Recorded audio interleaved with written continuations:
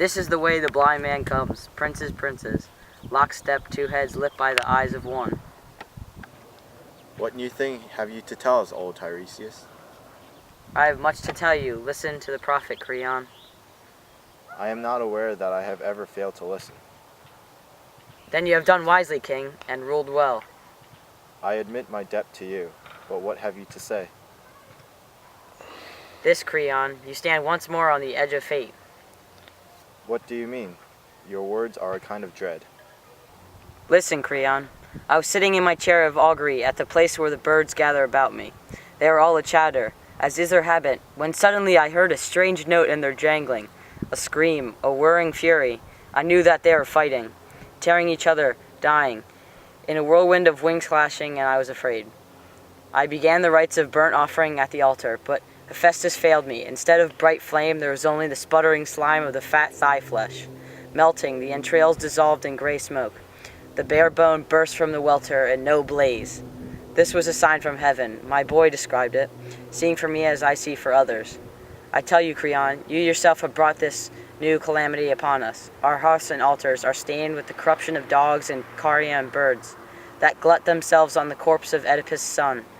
The gods are deaf when we pray to them. Their fire recoils from our offering. Their birds of omen have no cry of comfort, for they are gorged with the thick blood of the dead. Oh, my son, these are no trifles. Think, all men make mistakes, but a good man yields when he knows his course is wrong, and repairs evil. The only crime is pride. Give in to the dead man, then.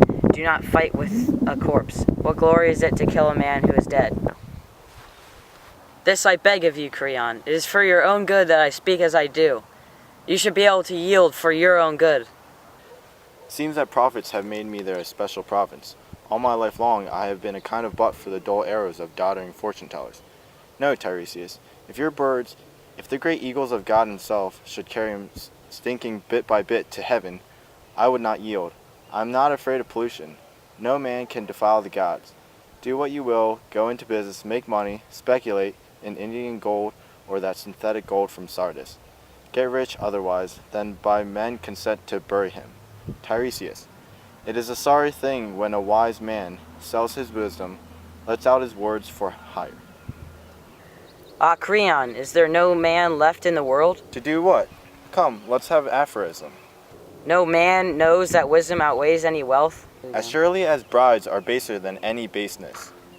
You are sick, Creon. You are deathly sick.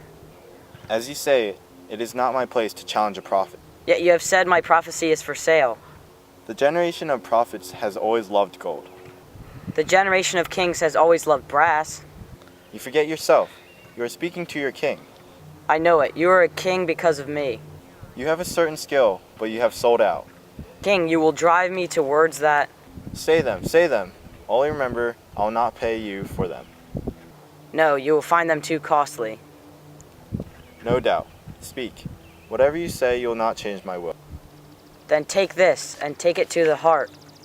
The time is not far off when you shall pay back, corpse for corpse, flesh of your own flesh. You have thrust the child of this world into living night. You have kept from the gods below the child that is theirs, the one in the grave before her death, the other. Dead, denied the grave, this is your crime, and the furies and the dark gods of hell are swift with terrible punishment for you. Do you want to buy me now, Creon? Not many days, and your house will be full of men and women weeping, and curses will be hurled at you from far, cities grieving for sons unburied left to rot before the walls of Thebes. These are my arrows, Creon, and they are all for you. But come, child, lead me home. Let him waste his fine anger upon younger men. Maybe he will learn at last to control a wiser tongue and a better head.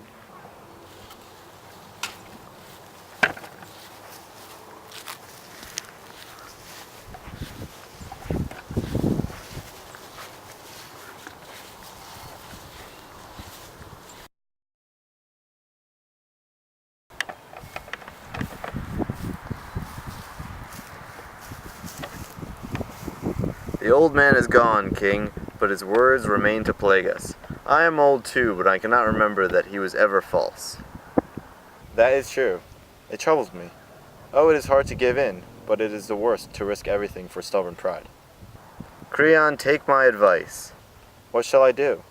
Go quickly, free Antigone from her vault, and build a tomb for the body of Polynices. You would have me do this? Creon, yes, and it must be done at once. Gods move swiftly to cancel the folly of old men. It is hard to deny the heart, but I will do it. I will not fight with destiny. You must go yourself. You cannot leave it to others. I will go.